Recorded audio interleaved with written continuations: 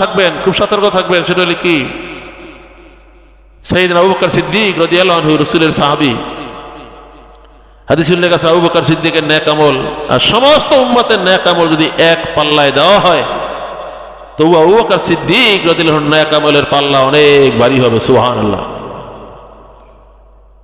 এই আবু বকর সিদ্দিক রাদিয়াল্লাহু আনহু উনি একদিন তার জিহ্বাটা ধরে টানতেছিল, জিহ্বাটা ধরে মানে কষ্টাইতেছিল হাত দিয়া। তো অন্য সাহাবীরা দেখে বলে, ইয়া আমিরুল মুমিনিন, আপনি এই কাজ কেন করেন? এই জিহ্বা ধইরা বাইর করে মানে কষ্টাইতেছেন, টানতেছেন, এটা কারণ কি? বললো, কাল কিয়ামতের ময়দানে জাহান্নামে যাওয়ার বড় উসিলা হবে এইটা, এই জন্য তার শাস্তি দিতেছি। বলেন নাউযুবিল্লাহ। বড়কালে জাহান্নামে যাওয়ার উসিলা হবে কি? এই জবান, এই জন্য তারে আমি কি দিতেছি? শাস্তি দিতেছি। তাহলে উনি ওনার নেকামল আর সমস্ত উম্মতের নেকামল তার চেয়ে বেশি না, কিন্তু তারপর দেখা গেল এই সতর্কতা অবলম্বন করেছেন এই জমানের ব্যাপারে।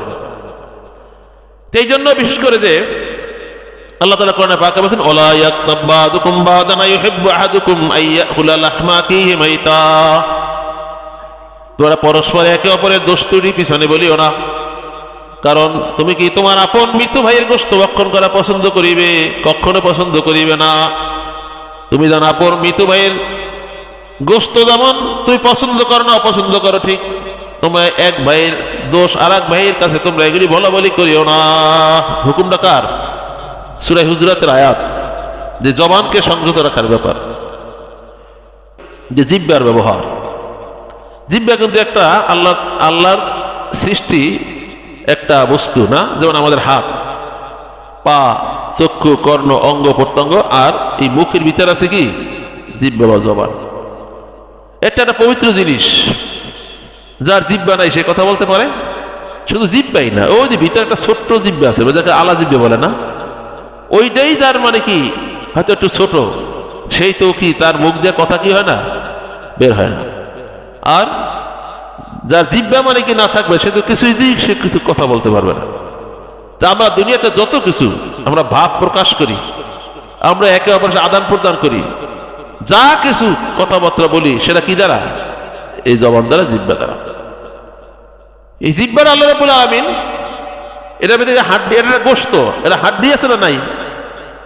জিহ্বার ভিতরে হাড্ডি আছে, কিন্তু হাতের মধ্যে কি আছে? একটা হাড় আছে নাকি? আর জিহ্বার মধ্যে কি নাই? হাড় নেই। এটা নরম একটা হাড্ডি ছাড়া নরম একটা গোশতের টুকরা দ্বারা আল্লাহ কি করছেন? তৈরি করছেন। তো দেখা যায় যে হাত দিয়ে যদি কোনো একটা মানুষকে আঘাত করে, সে শক্ত ব্যথা পায়, পায় কি পায় না? কিন্তু জিহ্বা দিয়ে কি মানুষের আঘাত করা যায়? কি বলা যায়? হ্যাঁ, যায়। জিহ্বা দ্বারা মানুষের কি করা যায়?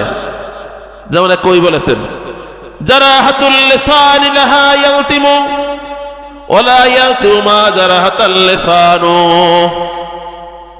অস্ত্রের যে আঘাত, ওই আঘাতের ঔষধ আছে। কি আছে? অস্ত্র দিয়া জারাহাতাল লিসানি লাহা ইয়ালতিমু, যে অস্ত্র দিয়ে যদি কোনো আঘাত করে, এটার ঔষধ আছে। ঔষধ দিলে ব্যথা কি হয়ে যায়? সেরে যায়, ব্যথা ঘুষে যায়।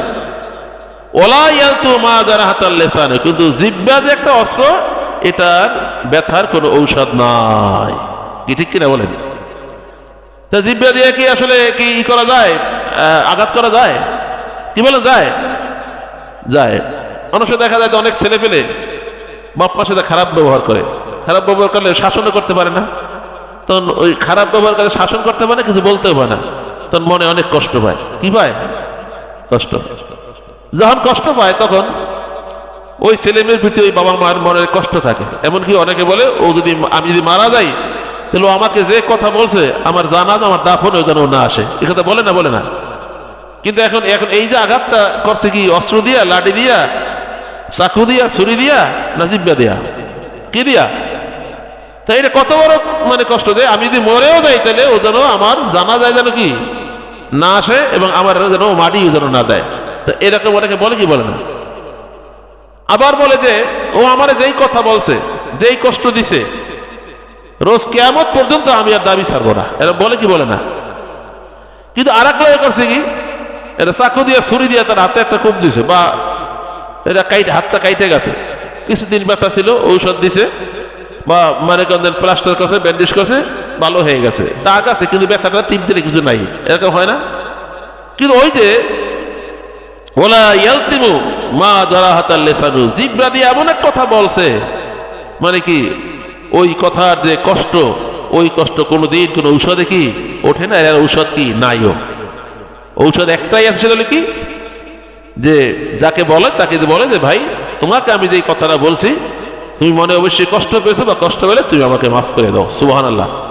বুঝি হাসি খুশি যদি এইটা বলে তাহলে তার মনের থেকে ওই যে এই যে হইলে ঔষধ, আর এতেই তার কষ্টটা কি হয়ে যায়, দূর হয়ে যায়। বলে সুবহানাল্লাহ। এছাড়া কোনোভাবেই কিন্তু কি এটা কি সম্ভব না।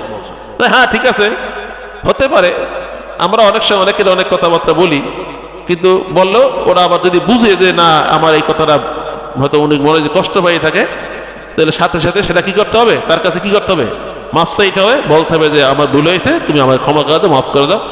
এই কথাটা বলার সাথে সাথে তার ওই ব্যথা কি হয়ে যাবে, দূর হয়ে যাবে। সুবহানাল্লাহ। আছে কি নাই? আর যদি ওই ব্যথা না উঠায় তাহলে কাল কিয়ামতের ময়দানে আল্লাহ কোরআনে পাকে বলছেন মা ইয়ালফিযু মিন কাওলিন ইল্লা লাদাইহি রাকীবুন আতীদ।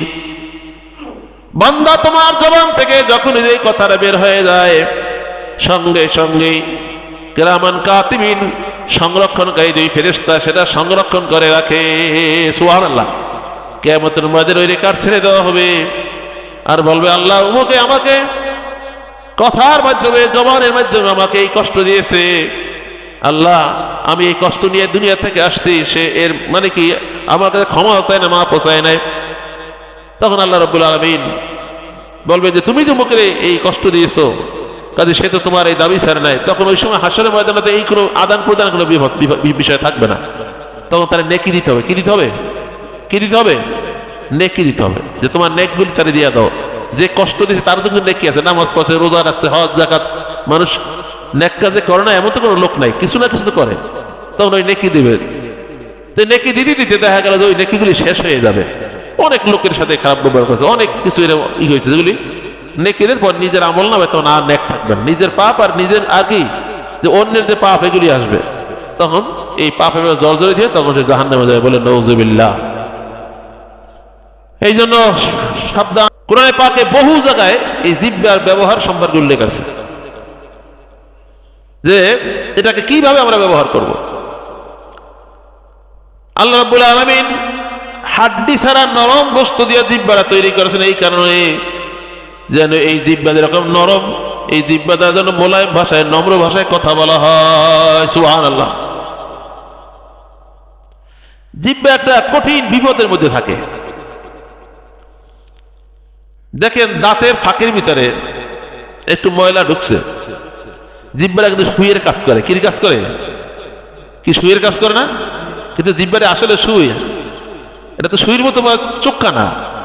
কিন্তু দেখেন যে এটা দাঁতের ফাঁকে একটা ময়লা ঢুকছে, দেখবেন যে খোসাইতে খোসাইতে ঘষে কি করে হালাইছে।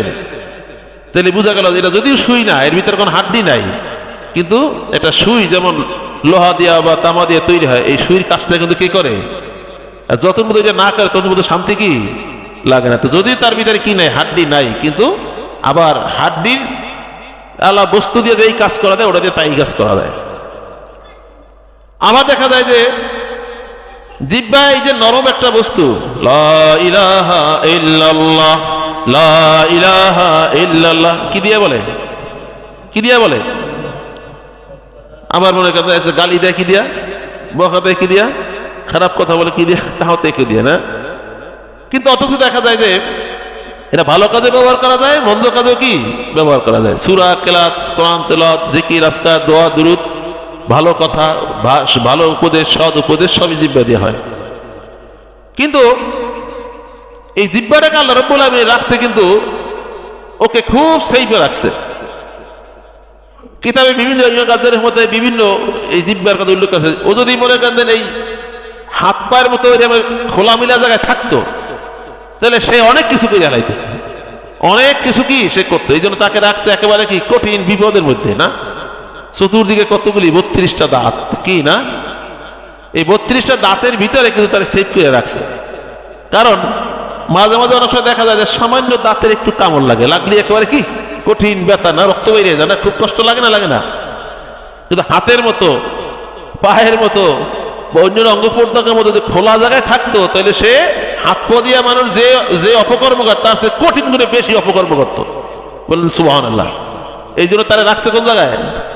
কোন জায়গায় রাখছে? মুখের মধ্যেও তাও কি সামনে ঠোঁট, এরপরে দাঁতের বেড়া, তারপরে ভিতরে নাকি, যাতে করে সে বাইরে যাবে তাড়াতাড়ি সহজ যেন কি না পারে। সুবহানাল্লাহ। এটা আল্লাহ পাকের হিকমত, এটা আল্লাহ পাকের কুদরত। এরপরে আপনার হাত পাও কি দৈনিক বেশি সার্ভিস দেয় না জিহ্বা সার্ভিস দেয়? কি বলেন? আমি এখন কথা বলছি, আমার সার্ভিস দিয়েছে কি না হাত পা? তো না, কি বলেন? আপনি সারাদিন যত কথাবার্তা বলবেন, যা কিছু কথাবার্তা বলে, ছেলেমেয়েরা পড়াশোনা করে, যা কিছু করে, কিন্তু সার্ভিসটা দেয় কে? এই জিহ্বা। এখন কথা হলে কি যে যেমন মেশিন, আপনারা যারা মেশিনের কাজ যারা করেন, মেশিনের ভিতরে এই যে পিস্টন আছে না, আপ ডাউন করে, কি করে? এর ভিতরে পিস্টন গুলি আপ ডাউন করে। আপ ডাউন যে করে, এখন মাঝে মাঝে এই এই এই পিস্টনের ভিতরে কি দেওয়ান লাগে জানেন? মোবিল দেওয়ান লাগে না? কারণ মোবিলটা দিলে কি হয়, এটা আপ ডাউন করতে কি হয় সুবিধা। এটা মানে কি, এটা ওঠানামা করতে পারে, আপ ডাউন করতে সুবিধা। আর যখনই মোবিল দেবেন না, তখন এটাগুলো কি হয়ে যাবে, আপ ডাউন করে ভেঙে যাবে। কি হয়ে যাবে? ভেঙে যাবে, অথবা মেশিনটা বাস্ট হয়ে যাবে। তো মানুষের জিহ্বা যে একটা অস্ত্র, জিহ্বা যে একটা বস্তু, এই ভিতরে যে নড়াচড়া করে, সে সার্ভিস দেয়।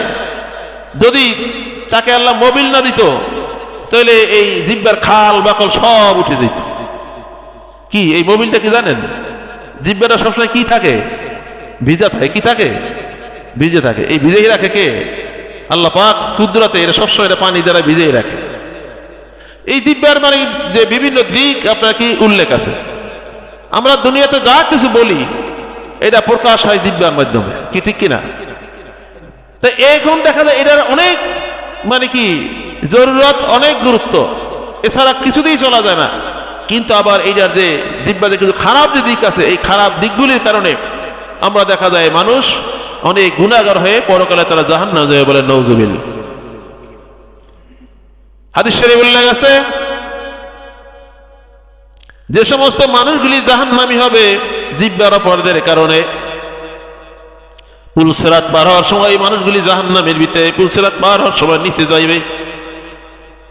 নিচে যাওয়ার পরে জাহান্নামের আগুনে এক পাহাড় আছে, 70 বছর নিচে যাওয়ার পরে একটা পাহাড়ের উপরে ওই মানুষটা, জাহান্নামের মানুষটা পল্লী খাইবে। কত বছর নিচে যাবে? এরপর একটা আগুনের পাহাড়ের সাথে পল্লী খাইবে। এরপরে আবার 70 বছর নিচে যাওয়ার পর একটা পাহাড়ে পল্লী খাইবে। এবার 70টা পাহাড়ে মানে পোল্ট্রি খাইতে খাইতে একেবারে দোজখের নিচে যাবে। বলে নাউজুবিল্লাহ। তাহলে দোজখ কত নিচে? যখনই সে নিচে যাবে, যাওয়ার পরে আল্লাহ রাব্বুল আলামিন জাহান্নামের আগুনকে, হে আগুন, তুমি তার জিহ্বাটা আগে স্পর্শ করো। বলে নাউজুবিল্লাহ। কি জাহান্নামের আগুনে প্রথম জ্বালাইবে কি? জিহ্বা। কোন কোন মানুষ দেখা যায় তাদের এই যে যেমন আল্লাহ তাআলা বলবেন যে এদের শরীরে গন্ধক লাগে, আগুন ধরাই দাও, এরকম বিভিন্ন। কিন্তু এই পর্যায়ের মানুষের আগেই স্পর্শ করবে কি? জিহ্বা।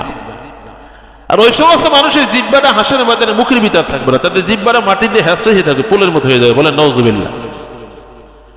তেমন তার জিহ্বা থাকবে কি? মুখের বাহিরে, মাটিতে হেসে হয়ে থাকবে, ফুলের মতো হয়ে যাবে। তখন আল্লাহ পাকের হুকুম যে এই তার জিহ্বার আগে স্পর্শ করো। কারণ কি? যেহেতু সে দুনিয়াতে এই জিহ্বার মানে কি যে অপব্যবহার করেছে, গালিগালাজ করেছে, মিথ্যা সাক্ষী দিয়েছে, সাক্ষী দিয়ে একজনের সম্পদ আরেকজনের দিয়েছে। কি দ্বারা দেয়? কি দ্বারা দেয়? কি টাকা দিয়ে সাক্ষী নেওয়া যায় না? কি নাই নেওয়া যায় কি যায় না? এখন ওকে মানে কি ওই উকিলে বা তার মক্কেলে শিখাই দেয়, তুমি এইভাবে বলবা। আদালতে সাক্ষীরা দেয় কি দ্বারা? হাত দিয়া, পাও দিয়া, না জিহ্বা দিয়া? তো এই জিহ্বা সাক্ষী দেওয়ার কারণে একজনের সম্পদ কি করলো, আরেকজনের কি দিয়ে দিল। কত বড় অপরাধ! শুধু গালিগালাজ করাই না, এরকম তো আরো বহুত কি অপরাধ কি আছে এই জিহ্বা দ্বারা এই সমস্ত কামায়। আল্লাহ তাআলা বলবেন যে এই অপরাধের কারণে তার জিহ্বাটা আগে স্পর্শ করবে। বলেন নাউজুবিল্লাহ। তো এই হলো শুনলেন যে এই জিহ্বা দ্বারা আপদ, যারা গুনার কাজে লিপ্ত হয় তাদের এই অবস্থা। আল্লাহ রাব্বুল আলামিন হযরত মূসা আলাইহিস সালামকে যখন নবুয়তি দান করলেন, নবুয়তি দান করার পর দান করলেন, তার কাছে তাওরাত কিতাব নাযিল করলেন। আল্লাহ রাব্বুল আলামিন মূসা আলাইহিস সালাম বলেন, হে মূসা, তুমি ফেরাউনকে যাই তুমি দিনের দাওয়াত দাও। কারে? যে ফেরাউনকে যে তুমি দিনের দাওয়াত দিবা। মুসা আলাইহিস সালাম তাদের আগেই পয়গম্বর ছিলেন। মানুষের ভিতরে সব মানুষ তো একরকমের না, কিছু কিছু মানুষ আছে কিন্তু রাগ, ওই রাগটা কিন্তু তবিয়াতগত। কিছু কিছু মানুষের নম্র, ওই নম্রতা কি গত? এটা তবিয়াতগত। এরকম সবাই। ওমর ফারুক কি নম্র মেজাজ ছিলেন না কর্কশ মেজাজে ছিলেন? আবার এই আসলে সাহাবী ওসমান রাদিয়াল্লাহু আনহু, আবু বকর সিদ্দিক কি ছিলেন? নম্র স্বভাবের ছিলেন। এটা মানুষের সৃষ্টিগত হবে, এরকম এক একজন মানুষ এক এক রকমের হয়, তাতে কোনো সমস্যা নেই। কিন্তু নিয়ন্ত্রণ করতে হবে। কি করতে হবে? নিজেকে কি করতে হবে? তো মুসা আলাইহিস সালাম তো আগেই পয়গম্বর ছিলেন। আল্লাহ তাআলা মুসা বললেন, হে মুসা, তুমি যখন ফেরাউনকে যখন দাওয়াত দিবা, ওয়াকুলা লাহু কাওলাল লাইয়িনা, ফেরাউনের তুমি যে দাওয়াত দিবা দিনের, তুমি তার সাথে কথা বলবা, দাওয়াতের শব্দটা ব্যবহার করবা তুমি নম্র ভাষায়। সুবহানাল্লাহ। কাওলাল লাইয়িনা মানে মোলায়েম ভাষায় কথা বললো, মানে কঠোর ভাষায়। কি তাহলে এখানে আল্লাহ তাআলা পয়গম্বরকে বলেন যে ফেরাউনের দাওয়াত দেবা কোন ভাষায়? নম্র ভাষায়। এখানে তারা বুঝে দিনের দাওয়াত যদি কেউ কর্কশ ভাষায় দেয়, তো ওই যাকে দাওয়াত দিবেন সে দিন কবুল কি করবে না? করবে। এই জন্য দিনের দাওয়াত দিলে একজনকে দিন বুঝাইতে হইলে তখন সে বুঝবে না, সে বিভিন্ন রকম উল্টা পাল্টা অনেক কিছুই বলবে, কিন্তু তখন তাকে বুঝাইতে হবে কোন ভাষায়? নম্র ভাষায়। উদউ ইলা সাবিলি রাব্বিকা বিল হিকমাতি ওয়াল মাউইজাতিল হাসানা। আল্লাহ পাক বলেন যে তোমরা দ্বীনের পথে লোকদেরকে ডাকো। উদউ ইলা সাবিলি রাব্বিকা, আল্লাহর পথে লোকদেরকে ডাকো, বিল হিকমাতে, হিকমতের সাথে, ওয়াল মাউইজাতিল হাসানা, এবং উত্তম ব্যবহারের মাধ্যমে। সুবহানাল্লাহ। তাহলে দ্বীনের দাওয়াত দিতে হবে কোন ভাষায়? কর্কশ ভাষায়, নম্র ভাষায়? নম্র ভাষায়। এটা আল্লাহ পাক আমাদের শিক্ষা দিয়েছেন। এই জন্য বিশেষ করে যে এই যে জিহ্বার যে একটা আপদ, এই জিহ্বার সুফল আছে। যেমন মানুষ জিকির করে জিহ্বা দ্বারা, কোরআন তেলাওয়াত করে জিহ্বা দ্বারা, এরপরে আপনার পড়াশোনা করে জিহ্বা দ্বারা। এইভাবে দেখা গেল জিহ্বার যে ভালো যে দিক, যেমন হাদিসে উল্লেখ আছে সুবহানাল্লাহ, বলেন সুবহানাল্লাহ। যদি কোনো লোক পূর্ণাঙ্গ ইসলাম কবুল করে আর এরপরে যদি এই জবান দিয়ে শুধু সুবহানাল্লাহ একবার বলে, তাহলে মিজানের পাল্লা নেকে ভারী হয়ে যাবে। সুবহানাল্লাহ। সুবহানাল্লাহ বলে কি দ্বারা? হাত দিয়ে, পাওয়া দ্বারা না জিহ্বা দ্বারা? তাহলে বুঝা গেল যে একবার এই জিহ্বা দ্বারা একবার সুবহানাল্লাহ বললে কত দাম। যার জবান যত পবিত্র আল্লাহর পাকের কাছে সে তত পবিত্র। সুবহানাল্লাহ। যার জবান যত পবিত্র আল্লাহ পাকের কাছে সে তত কি পবিত্র। দেখবেন অনেক মানুষ দেখা যায় যে একটু পানি ভরে নেওয়ার জন্য বা ঝাড়ফুঁকের জন্য হুজুরের কাছে নিয়ে আসে, বাচ্চাদেরকে নিয়ে আসে না, অনেক সময় বিভিন্ন বাচ্চাদেরকে নিয়ে আসে বা অনেকে আসে। হুজুর কি বলে? বিসমিল্লাহির রহমানির রহিম ফু দিয়ে দিল, অথবা সূরা ফাতিহা। এক এক মানে এক এক রকম তদবির আছে, বা যেই রোগের যে তদবির। সূরা ফাতিহাকে বলা হয় মানে কি শিফা, মানে কি যে কোনো রোগের চিকিৎসা। এখন সূরা ফাতিহা পড়ে সে কি করলো? তাকে একটু ঝাড় দিয়ে দিল, ফুক দিয়ে দিল। আলহামদুলিল্লাহ, তাতে কাজ হয় কি হয় না? না হলে মানুষ তো আসতো না। কিন্তু আপনাদের মতো যে কোনো একটা মানুষ যদি আলহামদুলিল্লাহ ফু দেন, এতে তো কোনো কাজ হবে না। কাজ হবে কি? কাজ হয়। কেন হয় না জানেন? যেহেতু হুজুরের জবানটা যত পবিত্র, আপনার জবানটা কি না? আলহামদুলিল্লাহ আপনারও মুখস্থ আছে, বিসমিল্লাহ আপনারও জানা আছে, কিন্তু আপনি যখন বিসমিল্লাহ পরে আলহামদুলিল্লাহ পরে ফুক দেবেন, ঝাড় দেবেন, কিন্তু কোনো কাজ হবে না। আর ওইটাই মানে কি একজন ভালো ব্যক্তি, যার জবান পবিত্র, জবান দিয়ে ফাহেসা কথা বের হয় না, গুনার কথা বের হয় না, খারাপ কোনো কথা বের হয় না, ওই ব্যক্তি যদি এই সূরা ফাতিহা পড়ে বা বিসমিল্লাহ পড়ে ঝাড় ফুক দেয়, আলহামদুলিল্লাহ আল্লাহ পাক তার ওই বিসমিল্লাহর উসিলায়, সূরা ফাতিহার উসিলায় যেই নিয়তে আসছে, আল্লাহ তার রোগ ব্যাধি আল্লাহ মুক্তি দান করে দেবেন। সুবহানাল্লাহ। এগুলি বাস্তব না অবাস্তব? তাহলে এখন আপনারটা কেন বা আমারটা কেন মানে কি কাজ হয় না? কারণ আমাদের জবান তত কি না পবিত্র না। যারা বেশি কথা বলে তাদেরকে বলে মাসাল। কি বলে? মাসাল মানে যারা বেশি কথা বলে। দেখবেন যে সমস্ত লোকেরা বেশি কথা বলে তাদের কিন্তু সমাজে মানুষ মূল্যায়ন করে কম, ঠিক কিনা? আর যারা কথা কম বলে মানুষ তাদের মূল্যায়ন করে কি কিন্তু বেশি। এই কথা তো জিম্মাদারাই বলে। যারা বিচারক, হাকিম, হয়তো ম্যাজিস্ট্রেট করে বা আপনার জজ করে, হাই করে, যারা মনে করেন বা সুপ্রিম কোর্টের বিচারক, ওনারা বিচারের রায়টা দেয় কি দ্বারা? রায়টা কি পড়িয়ে কি শোনায় না? কি দ্বারা?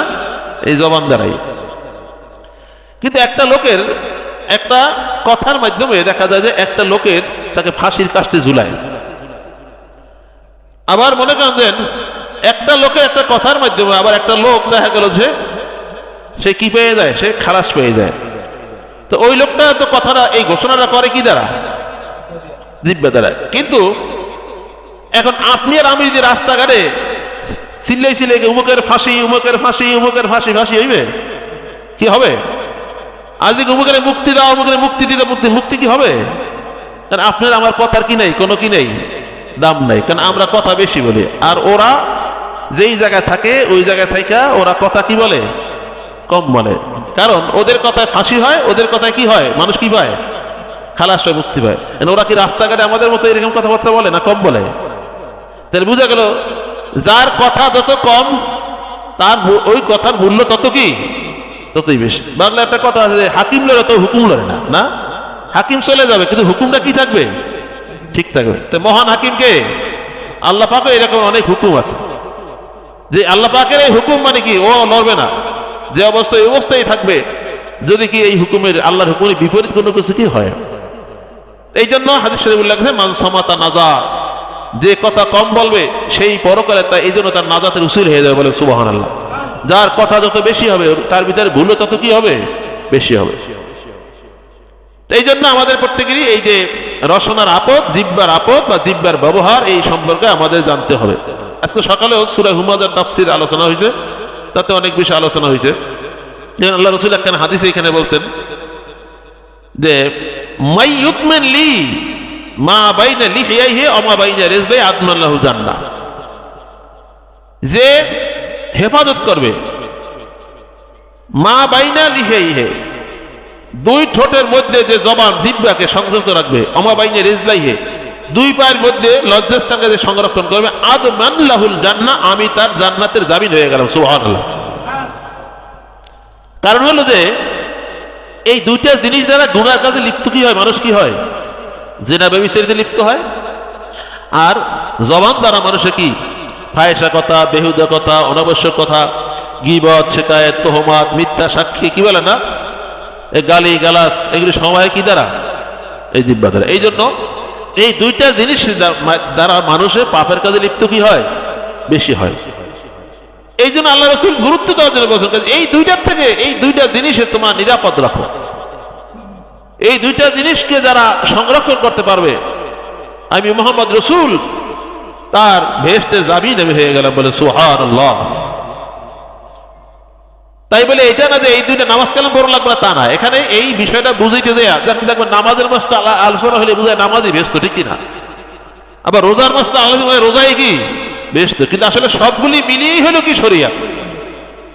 এই যে জিহ্বার আপদের ব্যাপারে যে এখানে রাসূলের হাদিসে বলছেন কি যে কাজী যে এটাকে যদি তোমরা সংরক্ষণ করতে পারো অন্যান্য আমল বন্দেগীর পাশাপাশি, তাহলে তোমার গুনাহ কম হবে। তাহলে তোমার যদি গুনাহ খাতার কারণেও যা থাকবে হাসর ময়দানে, তুমি যদি জাহান্নামের কাতারও মানে পড়ো, আমি রাসূল তোমাকে সুপারিশ করে তোমাকে বেহেশতে নিয়ে যাবো, বলে সুবহানাল্লাহ। এর মর্ম হলো এটা। এরপর একখানে লেখা আছে যে সিবাবুল মুসলিমি মানে কি ফুসুকুন ওয়া কিতালু কুফরুন, কোন মুসলমানকে গালি দেওয়া এটা ফাসিকি কাজ। কি কাজ? ফাসিকি কাজ। গালি দেয় কি দেয়া? কি দ্বারা? জিহ্বা দেয়া, জবান দেয়া। গালি দেয় কি দেয়া? জিহ্বা দেয়া। আর কোন মুসলমানকে হত্যা করা কুফরি। তাহলে বুঝা গেল যে গালি গালাজ করা এটা কি কাজ? ফাসিকি কাজ। কি কাজ? হাদিসে উল্লেখ আছে যারা নেফাক যাদের ভিতরে আছে, নেফাক মানে যাদের মুনাফিক বলা হয়, এর 4টে লক্ষণ। কয়টা? 4টা। একটা হলো যে যখন সে কথা বলে তখন সে মিথ্যা কথা বলে। মিথ্যা কথা বলে কি দ্বারা? জবান দ্বারা। যখন তার কাছে কিছু আমানত রাখে, আমানত সে আত্মসাৎ করে। আর যখন মানে কি সে কোনো ওয়াদা করে, ওয়াদা কি করে? সে বরখেলাপ করে। আর যখন সে কারোর সাথে কোনো তর্ক বিতর্ক হয় তখন অকথ্য ভাষায় গালিগালাজ করে, বলে নাউজুবিল্লাহ। তো এই ভিতরে মুনাফিকের লক্ষণ জিহ্বার আপদ দিলে দুইটা, একটা হলো মিথ্যা কথা বলা, একটা হলো কি মানে অকথ্য ভাষায় কি করা? এই গালিগালাজ করা। তাহলে এখানে দেখা যায় যে এই দুইটা জিনিস হলে মানে কি এই মানে কি এই জিহ্বার আপদের ভিতরে। একজন সে ওয়াদা করে ওয়াদা খেলাপ করে, তা যার সাথে ওয়াদা করলো ওই লোকটাকে অনেক কষ্ট দেওয়া হয়। যেমন আপনি একবার বললো যে ভাই কালকে দুপুরে আমার বাসায় এসে আপনি খাবেন বা আপনি আসবেন, হ্যাঁ ঠিক আছে আসবো আসবো। এখন উনি বেটা রান্না বান্না করে একেবারে সব গুজরাট টেবিলে বসে আছে, কিন্তু সে তো আর কি আসে না, তো অপেক্ষা করতেছে, অপেক্ষা করে আসে না আসে না। পরে ফোন দিয়ে বলো হ্যাঁ ভাই আমার তো মনেই নেই, দেখছি নি তাহলে কেমন একটা কথা। তুমি আসবা তোমার জন্য বেচারায় হাট বাজার কইরা, হ্যাঁ তার স্ত্রী সহ রান্না বান্না করে কত প্রস্তুত করেন না, কত চিন্তা কোন সময় আসবে কোন সময় আসবে, খাবার রেডি করে, হ্যাঁ আমার তো মনেই নেই। এরকম কিছু লোক আছে কি নাই? আছে কি নাই? এতবারও উদাসীন কেন আপনি? তাহলে ওই লোকটাকে কত কষ্ট দেওয়া হইলো। আবার দেখা গেল যে একজন একাত্রে এই দুইজন একসাথে যাবে, কিন্তু এখন বলে এই টাইমে আপনি আইসেন, উনি ঠিক টাইম মতো প্রস্তুত হয়ে বসে রইল, কিন্তু উনি আসে না, উনি কোনো খবর নেই। পরে কিছুক্ষণ পরে দেখা গেল ফোনে যোগাযোগ করলো, কয় ভাই আমি তো অমুক জায়গায় আসছি। তো তুমি ওয়াদা করলে যে তুমি তার সাথে যাবা, তুমি অমুক জায়গায় তুমি কিভাবে যাও? তো আসলে আপনি বলছিলেন আমি তো ভুলে গেছি। এরকম কিছু আছে কি নাই? এই যে হাদিসে লেখা আল ইনতিযারু আকুল মাউতে, কারো জন্য অপেক্ষা করা এত কষ্টকর যেটা মৃত্যুর ভাই, এটা বলেন নাউজুবিল্লাহ। তো এরকমের মানে কি কিছু কিছু লোক আছে কি নাই? এগুলি কি এই যে মুনাফিক, এর একটা কি আলামত বা লক্ষ্য? তো এগুলি যেন আমাদের ভিতর দিয়ে প্রকাশ যেন কি না হয় বা না পায়। তো যাই হোক, যে গালি গালাজ করা ফাঁসিকি কাজ। কোন কাজ? অনেকে নিজের স্ত্রীকে মা বাপ তুল্লা গালি গালাজ করে, এরকম কিছু লোক আছে কি নাই? আল্লাহ রসুল সাল্লাল্লাহু আলাইহি ওয়াসাল্লাম তিনি কোনোদিন কোনো মানুষকে গালি দেন নাই। আল্লাহ রসুল সাল্লাল্লাহু আলাইহি ওয়াসাল্লাম কোনোদিন কোনো মানুষের গায়ে হাত তুলে নাই। কারণ হ্যাঁ ইল্লা আইয়ুজাহিদা ফি সাবিলিল্লাহ, জিহাদের ময়দান হতে পারে, এছাড়া মানে না। তাহলে বোঝা গেল যে অনেকে নিজের স্ত্রীকে বাপ মা তুল্লা গালি দেয়, নিজের সন্তানকে অনেক সময় দেখা গেল যে কোনো যেটা বলতে পারে এই কথা মানে তুল্লাও কি দেয়, আপনার গালি দেয়। এরকম কিছু আছে কি নাই? এমন আমার গালি আছে, এমন এমন কথা যাতে স্ত্রী তালাক হয়ে যায়। কি হয়ে যায়? তালাক দেওয়ার লাগে না, এমনি কি হয়ে যায়? তালাক হয়ে যায়। স্ত্রী ও স্বামীকে এমন এমন কথাবার্তা বলে যাতে বিবাহ বিচ্ছিন্ন হয়ে যায়। এরকম কিছু কিছু ভাষা বা কথা কি এগুলি আছে, এই জবান দিয়ে ব্যবহার করে। তো এগুলি সম্পূর্ণ ফাঁসিকি কাজ। কোন কাজ? ফাঁসিকি কাজ। এগুলি কোনো মুমিন মুসলমানের কাজ না। وقال رسول الله صلى الله عليه وسلم لا يدخل الجنة قطات। আল্লাহ রাসূল বলেন যে যারা একজনের কথা আরেকজনের কাছে লাগাইয়া সমাজের ভিতরে বিবাদ সৃষ্টি করে, ঝগড়া সৃষ্টি, কাত্তাত তাদেরকে বলে, এরা জান্নাতে প্রবেশ করতে পারবে না। বলেন নাউজুবিল্লাহ। লা ইয়াদখুলু জান্নাতা কাত্তাত, কাত্তাত ব্যক্তি কখনো জান্নাতে প্রবেশ করতে পারবে না। তো একজনের কথা আরেকজনের কাছে লাগায়, যে কালকের হাদিসে আলোচনা হয়েছিল যে এদেরকে বলা হয় চুগলখোর না। তো এরা যে মজলিসে থাকে দোয়া কবুল হয়, মুসল্লার সময় দোয়া কবুল হয়েছিল। আপনারা তো আজকে অনেক দোয়া চাইছেন যে হুজুর দোয়া করে দোয়া, এখন এইরকম দুই একদম থাকে না, তো দোয়া কি আসলে কবুল? নবীর দোয়াই তো কবুল হয় না, তা আর আমাদের দোয়া আর কি বলেন, ঠিক না? যেখানে আল্লাহর পয়গাম্বর উপস্থিত সেই দোয়া কবুল হয় না, কাত্তাত এদের কারণে। দোয়া যে আমাদের কবুল হয় না, এগুলি এই আত্মার কুরিপুর কারণে। কারণ অন্তরের ভিতরে, একই অন্তরের ভিতরে বিভিন্ন জিনিস বসবাস করে, বিভিন্ন জিনিস সেখানে স্থান নিয়েছে। কাজী ওখানে আল্লাহর ভয় বা আল্লাহর মহব্বত, আল্লাহর ইশক ওই অন্তরে নাই, এই জন্য দোয়া কি হয় না? কবুল হয় না। কেমন অন্তর দেখেন, যে রমজান মাস তারাবি নামাজ পড়ে, হুজুর আজকে নামাজ সংক্ষেপ করেন, কে? খেলা আছে, তাহলে তুমি নামাজে কি জন্য এসো? খেলা দেখো, তাহলে নামাজে কি জন্য এলে? তো তোমার অন্তরে সবসময় চিন্তা কি? তাহলে নামাজে তুমি কেন রুকু সিজদা? তাহলে এরকম কিছু লোক আছে কি নাই? বহুত আছে, হয়তো আপনারা এরকম বলে থাকেন।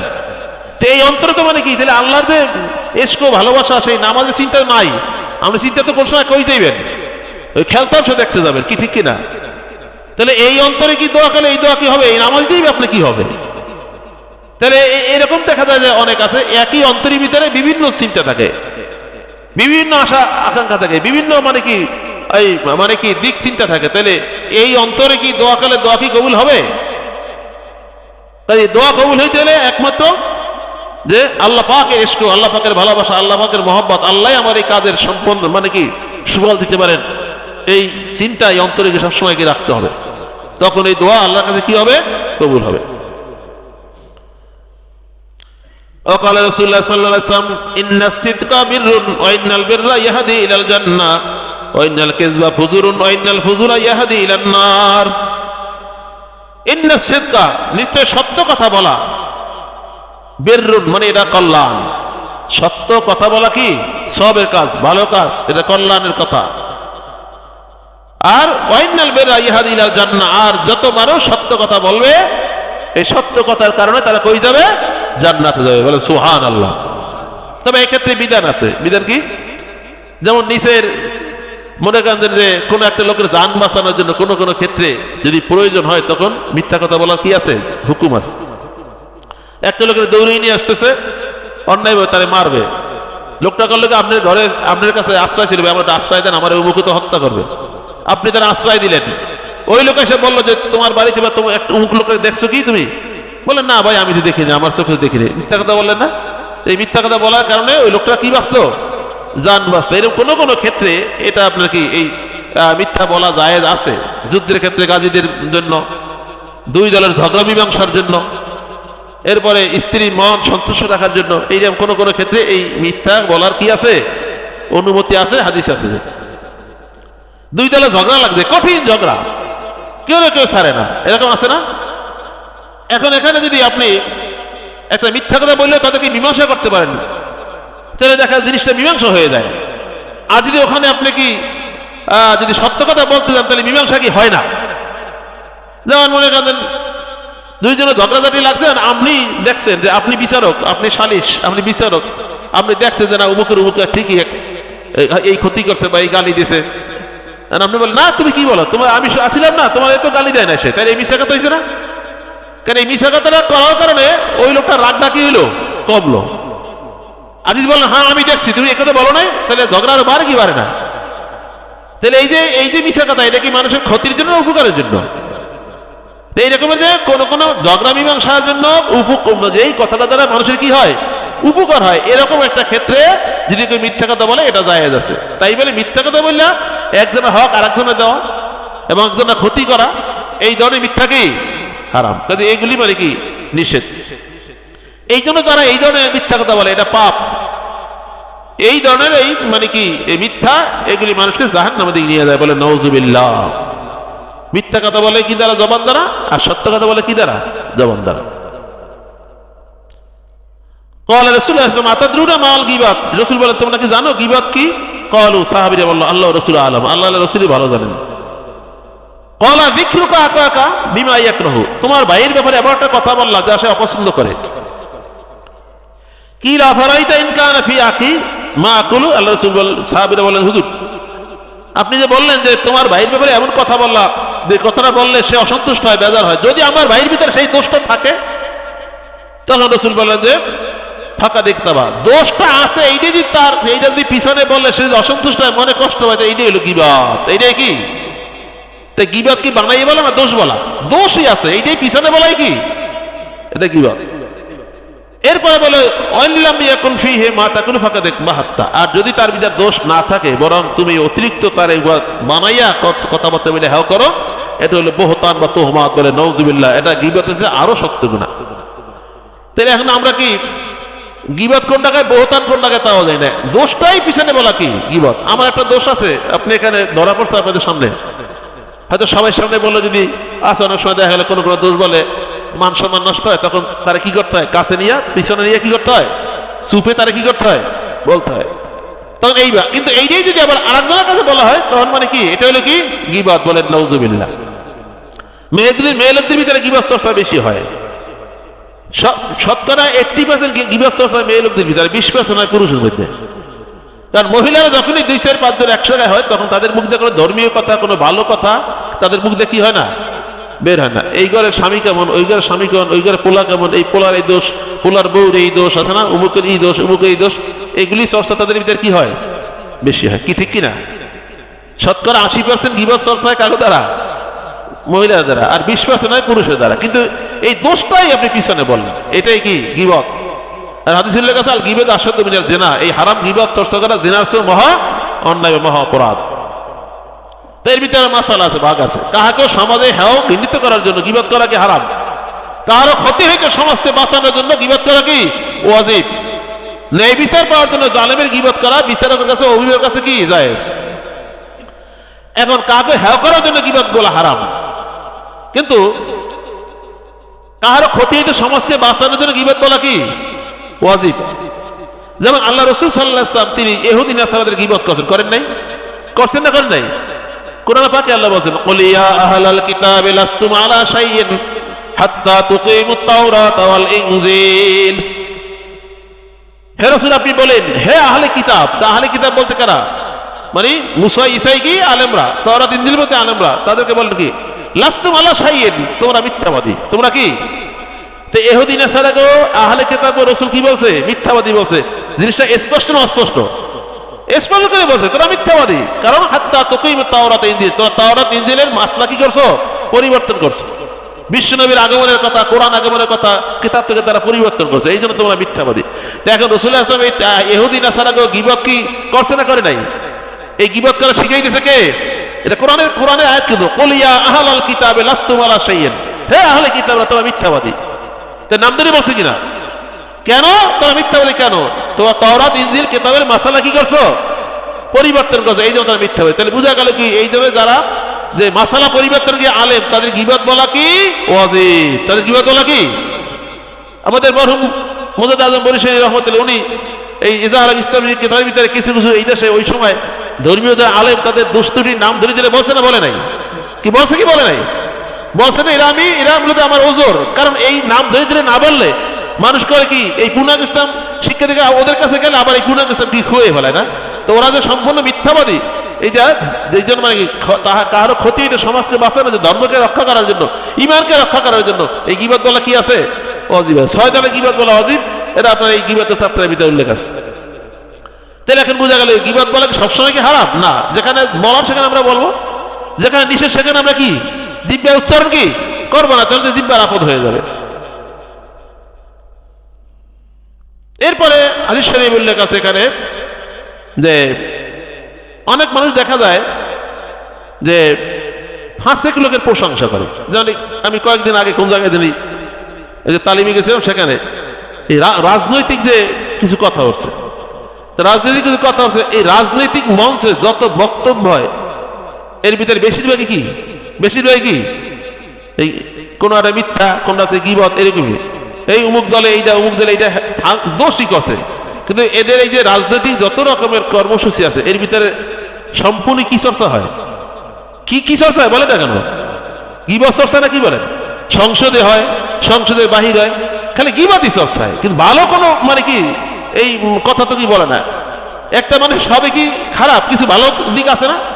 ভালোটা ভালো বলতে হবে, মন্দটা মন্দ বলতে হবে। এখন দেখা যায় যে রাজনৈতিক যত রকমের জনসভা, যত রকম চিন্তা চেতনা কর্মসূচি, এগুলো সবই এই কি চর্চা? এই যে গীবত চর্চা। এবং সেটা কি জায়েজ গীবত না হারাম গীবত? হারাম গীবত মানে কি বেশিরভাগই হয়। তাহলে এখানে কাছ থেকে দূরে থাকা উচিত। তার ভিতরে দোষ আছে, ঠিক আছে, আমি হয়তো পারলে তার আমি বলবো, আর না পারলে কি আমি চুপ থাকবো না। কিন্তু এরকম মানে কি সমাজে এরকম মাইক লাগাই এরকম বলা, এতে কি মানে দরকার আছে? কিছুতে মানে সব যে খারাপ তা না, কিছু কিছু আছে বলার দরকার আছে, নাহলে জাতি ক্ষতি হয়। কিন্তু বেশিরভাগই ওদের ভিতরে থাকে হিংসুক মনোভাব নিয়ে কি করে এই ধরনের আমরা যে গীবত চর্চা হয়। কাজী আবার যদি কোনো ফাসেকের প্রশংসা করে, হাদিস উল্লেখ আছে যদি কোনো ফাসেকের প্রশংসা করে আল্লাহ পাক অত্যন্ত রাগান্বিত হয়ে যায় এবং আল্লাহ আরশ কেঁপে ওঠে, বলেন নাউজুবিল্লাহ।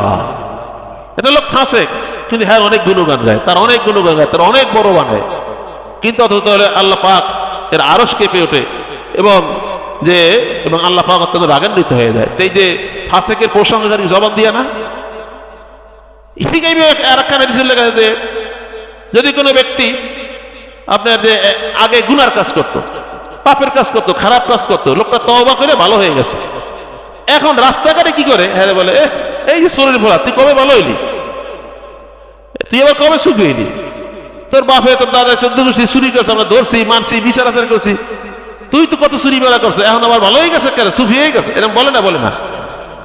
হাদিস উল্লেখ আছে একটা লোক তওবা করার পরে যদি ভালো হয়ে যায়, তখন তাকে বাপ দাদা বা নিজের পিছনের এগুলি তুললে যদি এই জবান দিয়ে তারা কষ্ট দেয়, তাহলে যে এই কথাটা বললো হ্যাঁ রে ওই চুরি না করে আল্লাহ কবরে নেবে, বলেন নাউজুবিল্লাহ। তা আপনি জিতলেন কহেন? হ্যাঁ যে চোর বললে এটা সেটা বললা আপনি জিতছেন না ক্ষতি হয়েছে? আমার একটা লোক পিছনে গুনার কাজ করেছে, কিন্তু লোকটা এখন তওবা করে কি হয়েছে? ভালো হয়ে গেছে।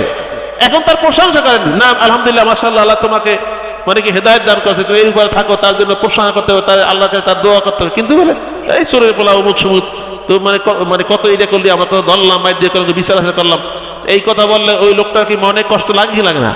এই জন্য হাদিসে লেখা আছে যে তুমি এই যে একটা লোক হেদায়েত হওয়ার পরে তওবা করার পরে তার যে তুসরাসিল করলা, ওই লোকটারে যে তুমি এই কথা বললা, তোমার দ্বারা ওই পাপ না করিয়া আল্লাহ দুনিয়া থেকে নিবে না। বলে নাউজুবিল্লাহ। সাবধান হয়ে যান। এটা যা যা ব্যক্তিগত। আপনি কি চান যে আপনি গরু চুরি করে মারা যান? কি এটা চান আপনি? তাহলে আপনি কি আর একজনের মানে কি এই একটা লোক দিন গ্রহণ করছে, পূর্ণাঙ্গ ইসলাম কবুল করছে, আগে সে যাই করুক না কেন, ওগুলি তার পিছনে বলা কি সম্পূর্ণ কি হারাম? ওর ফারুক রাসূলের হত্যা করার জন্য হয়েছে না? কি বলেন? এটা তার পিছনের কথা না? কি বলেন? এটা অধিকাংশ সাহাবী তো মানে কি রসুলকে হত্যা করার জন্য, রসুলের বিপক্ষে মানে যুদ্ধ করার জন্য আসছে, ঠিক কিনা? তাহলে এখন এগুলি ধরলে কি তাদের কি কোনো যদি আপনি বলে তাহলে কি গুনার কাজ কিনা? বরং ইসলাম কবুল করার পরে তার দ্বারা কি খেদমত হয়েছে এইটা না আমাদের আলোচনার বিষয়, ঠিক কিনা বলেন? একটা লোক তওবা করার পরে ভালো হয়ে গেলে তখন তার দ্বারা কি পাওয়া যেতে পারে, তার দ্বারা কি হেদায়েতের কাজ, এগুলোরই মূল বিষয়। যাই হোক, আল্লাহ পাক আমাদের সবাইকে জরুরি বিষয় যেন বোঝার তৌফিক দেন। আমরা যেন জবানকে কি করতে পারি, আমরা সংযত রাখতে পারি। কোরআন পাকে বহু জায়গায় এই যে এই জবানের সংরক্ষণ, জিহ্বার ব্যবহার কিভাবে করতে হবে, ভালো মন্দ উভয় মানে দিকে আমরা কি আলোচনা করা হয়েছে।